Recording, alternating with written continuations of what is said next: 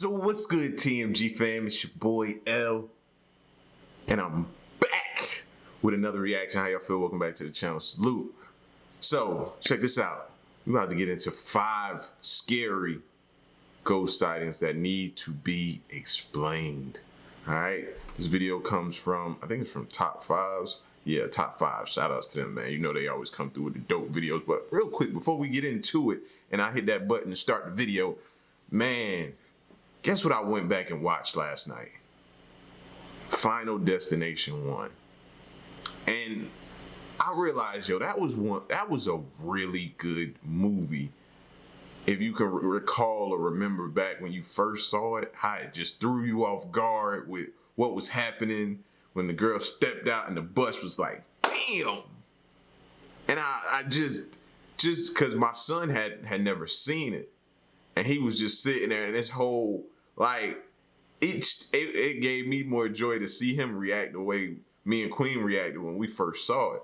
So it was super dope, man. I think I'm gonna go back and watch the rest of them with him today too, but I don't know. He might need a little space in between now that he done watched it, because he's like, all right, I'm not getting on the plane. I'm not doing this. I'm not doing that. We sitting in the car. He like, oh man, like this seemed like a Final Destination moment. Everything today has been linked to Final Destination, bro. And he ain't even seen part 2 yet. And that gets crazy too. So, but anyway, getting back to the topic at hand, we're gonna check out these ghost sightings. If you're new to the channel, hit the subscribe button. Moment of silence for the haters. That's enough. Now run the lights up. Let's go.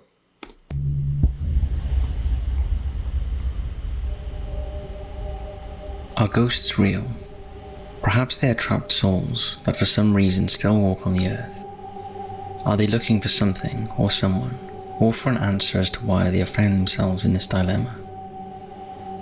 Could they have suffered such terrible trauma at the time of their death that they cannot get away? Maybe ghosts are waiting for someone to release them, or perhaps they do not even know that they are dead.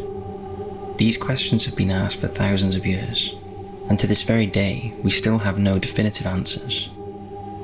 In this video, we'll be taking a look at 5 scary ghost sightings that cannot be explained.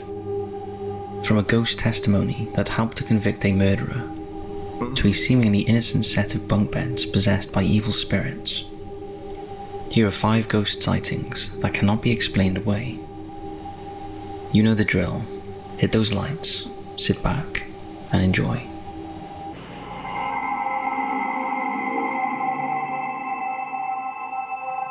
The Greenbrier Ghost.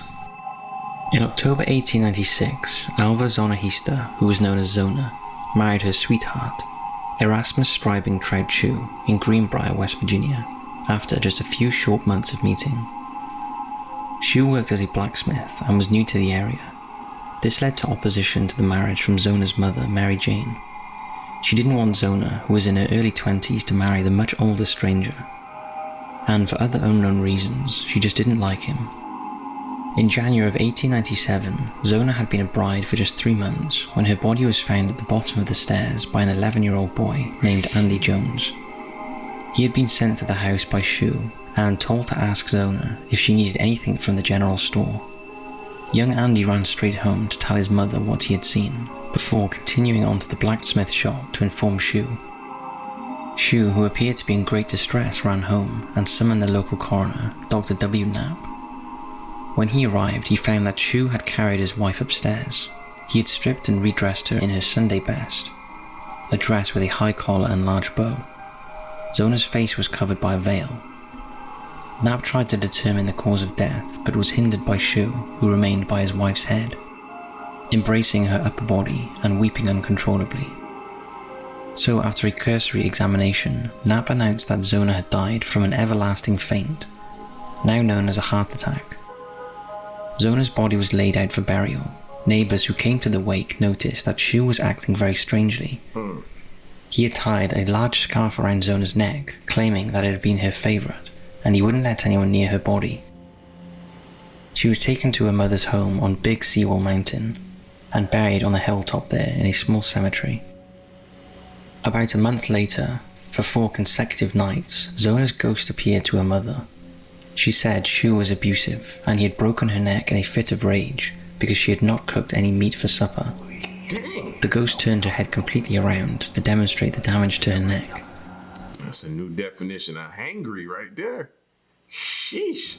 Mary Jane demanded an immediate investigation because of Shu's strange behavior and the untimely circumstances of Zona's death.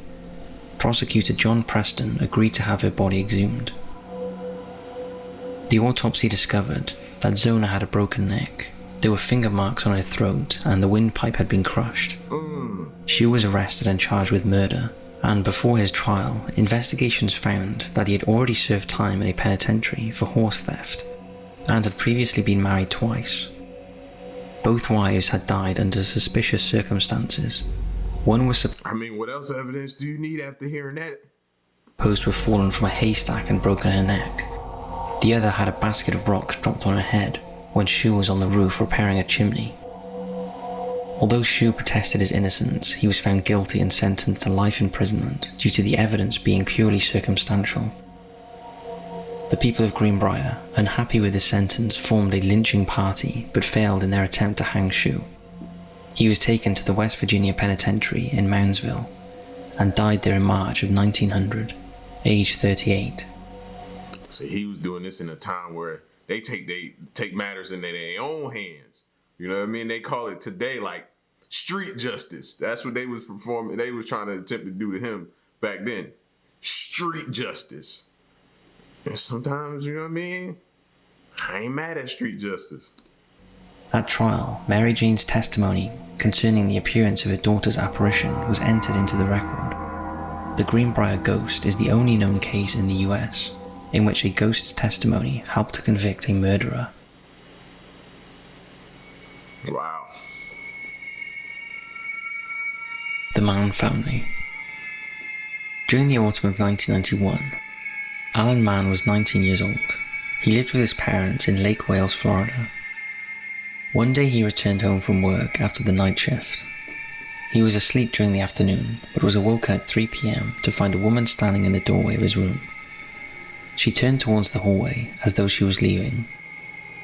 Alan got up and walked over to the door, but by the time he got there, the figure had disappeared. He said he looked all over the house for the woman, but could not find her, and all of the doors of the house were locked from the inside. Alan told his mother, Sandra, that he thought that he might have seen a ghost, but she dismissed the idea. Alan eventually married a girl named Linda, and she moved into the Mann family house. One evening, Sandra was sitting on the couch watching TV with her daughter-in-law when she saw the ghost herself.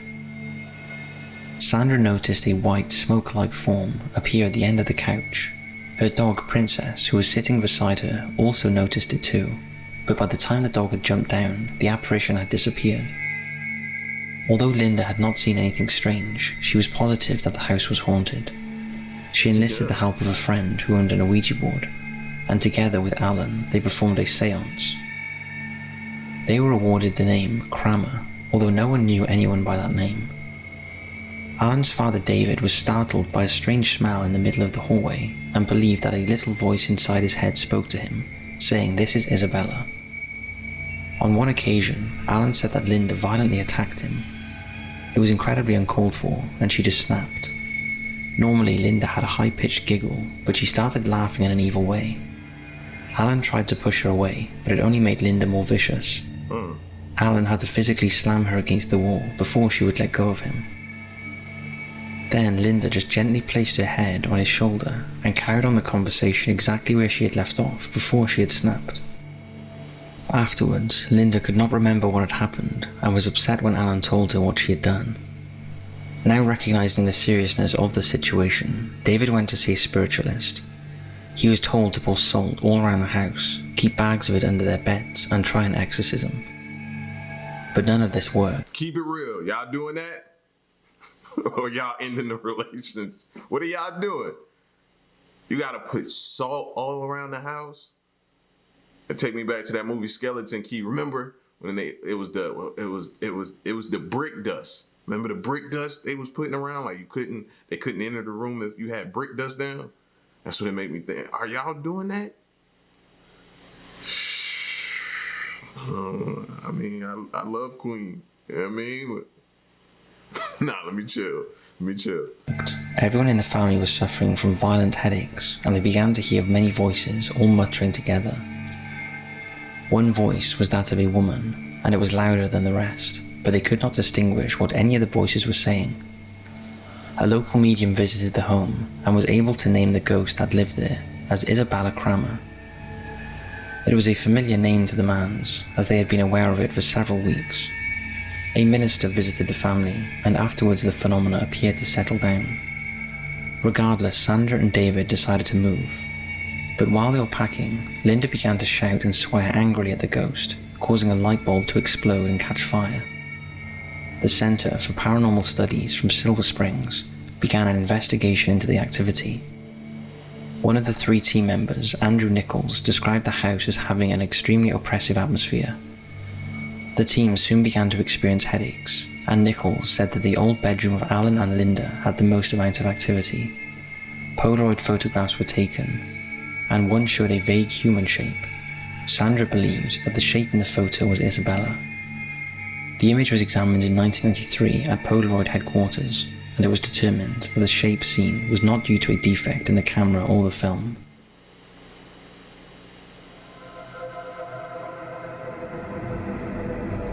The Black Hope Curse.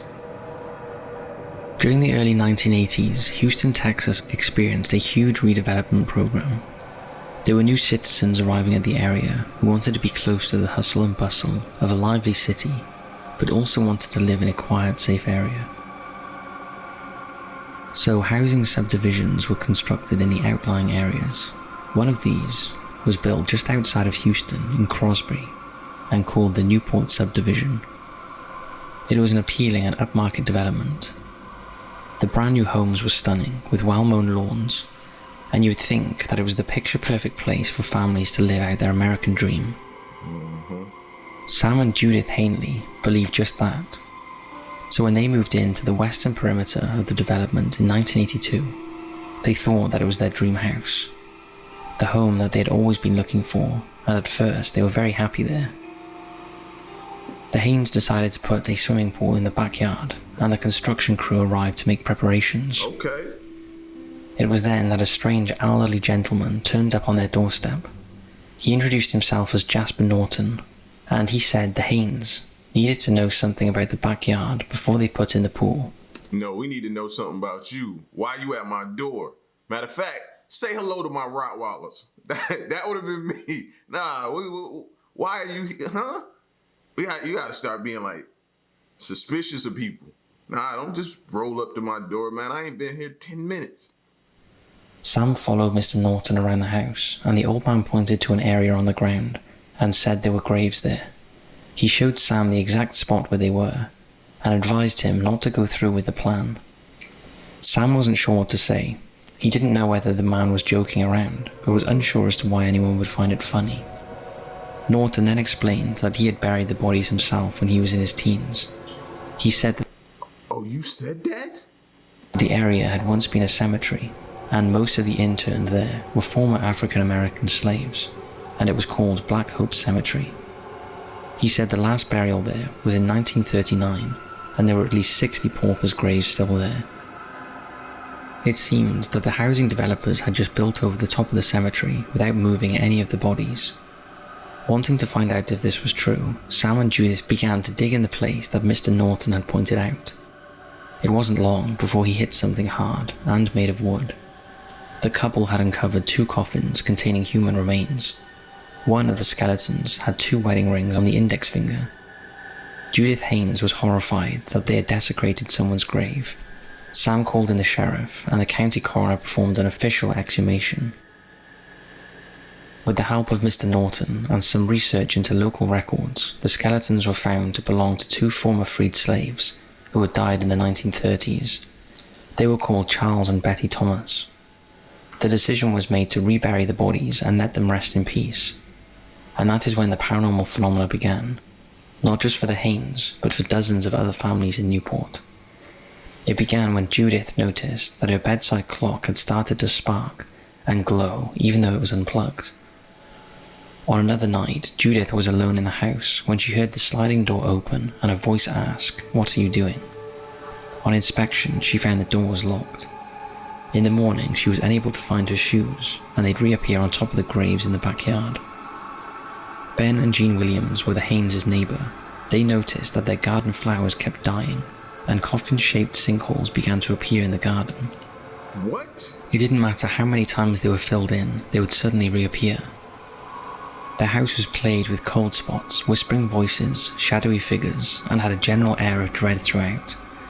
Ben actually saw 2 ghosts in the house one night. He watched them walk down the hallway and to the bedroom. He even passed through one of them in an attempt to protect his wife. Both families sought legal action against the developers for failure to disclose that their houses were built on a graveyard. The Williamses moved back to Montana after their daughter was struck down by a mysterious illness and died. The Haynes had to move away after declaring bankruptcy. The judge ruled that the developer was blameless. Many families in Newport have suffered with poltergeist activity and have seen strange apparitions, yet others have never experienced anything strange. Perhaps one thing is clear: it's probably a good idea to move and re-enter any bodies from grave sites before you start building on the land. See what I mean? That's scary to think about it. You know what I mean? And it's probably, I'd be willing to bet, probably one in each of our cities where somebody's house is built on a graveyard that they probably don't know about, the builder didn't know about, and strange things are happening and they don't know why they're happening. Maybe not to this extreme, but I'd be willing to bet. I'd be willing to bet my last that it happens more often than we think, bro. Built on a graveyard. I'd be trying to hunt my builder down, fam. Like, Big Moose Lake. Grace May Brown was just 20 years old and worked at a textile factory in Cortland, New York, when she met Chester Gillette. The Gillette skirt factory where Grace worked was owned by Chester's uncle. Chester was well known in the area as a womanizer who considered himself a big shot because he came from a wealthy family. Grace was just a factory girl. Nevertheless, she caught Chester's eye. He was rich, handsome, and heir to the Gillette fortune, so Grace was quite easily swept off her feet. Chester refused to take Grace out in public, but she was so happily in love that she didn't care, and in 1906 she became pregnant with Chester's child. He arranged a romantic break to the Adirondack Mountains. They stayed at the Glenmore Hotel on Don't go. Sound like he about to kill you. Big Moose Lake on the way there. Chester rented a canoe for a romantic ride out onto the lake. There he hit Grace over the head with a tennis racket. Told y'all. We seen that coming. We seen that coming. Ladies, anytime you pop up pregnant and you tell the dude and he's like, cool, I'm planning us a getaway trip, preferably to the mountains or a lake, don't go. Do not go. Don't go. And left her to drown when she fell into the water. He fled the scene, but was later caught, tried for her murder, and sent to the electric chair. It could be that Grace never left Big Moose Lake, though. It is said that she has been seen many times since her murder. Further up the lake, at Covewood Lodge, a misty white apparition is often seen around the property. Sometimes a figure is seen falling through the water before vanishing into the murky depths. Other times just a face is seen creepily floating beneath the surface. Wherever the presence is felt, at Big Moose Lake, there appears to be a veil of overwhelming misery and hopelessness that has left some witnesses with a breathless feeling of abject terror.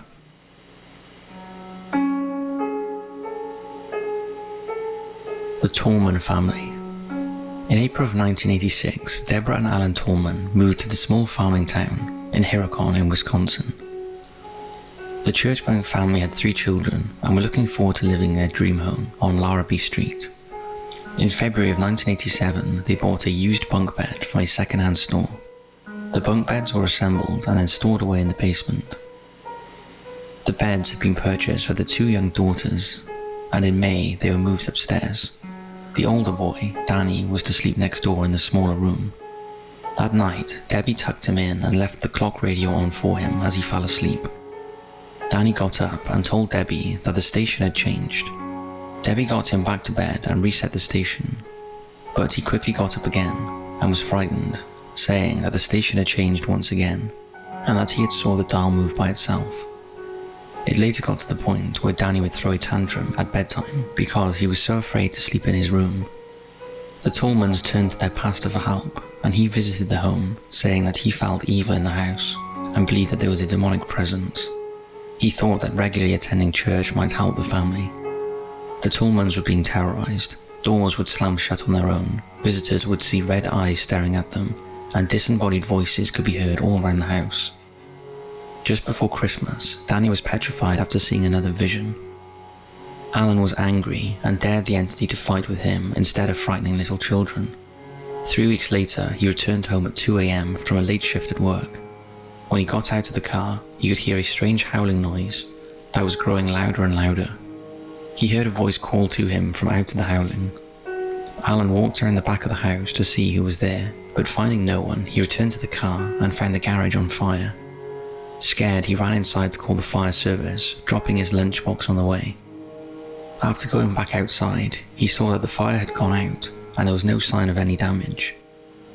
It was as though it never happened. What? Alan went back inside where he locked the door behind him, only to have his lunchbox ripped out of his hand when he reached down for it. It was thrown across the room by some unseen force. Because the children were so scared, Alan began to sleep on the floor of his daughter's bedroom. He was awoken one night to find the room engulfed in a strange mist and a voice threatening him, saying, "You're dead." Alan was so afraid that Debbie had to call the pastor. He arrived to find Alan with pale skin and blue lips, and he was shaking with fear. In January of 1988, a teenage relative stayed over to help Debbie and the children whilst Alan was at work. Whilst he was helping to get the children ready for bed, he began screaming for Debbie. He and the children were hysterical because they'd all seen an apparition in the bedroom. It was the final straw. They got the kids and fled the house for good. 2 weeks later, the Tolmans had the bunk beds destroyed. They moved to another city where they never experienced any other paranormal activity. A new family moved into the house on Larrabee Street, and they too never experienced any strange phenomena. That's crazy. So that's it for this video. We hope you're enjoying the Creepy Marathon. That's crazy, man. Listen, bro. Yeah, man. Tonight is the night. For those of you that didn't celebrate last night and go to all the parties, tonight's the night. Y'all be safe, man. Some crazies out there. And today and last night, they blend in. I said it last night, I'm gonna say it again, bro. Y'all be careful. Y'all be hearing these stories, man. Lock your doors. And if you're watching this late at night, I salute you. You like me. I like watching the creepy stuff late at night. I don't know why, but I salute you. But be careful out there. Be safe. And we don't need to hear or read about you or see you on the news tonight or tomorrow. It's your boy L, man. Y'all keep it spooky tonight. Till the next reaction, I'm gone. Peace. Y'all stay solid.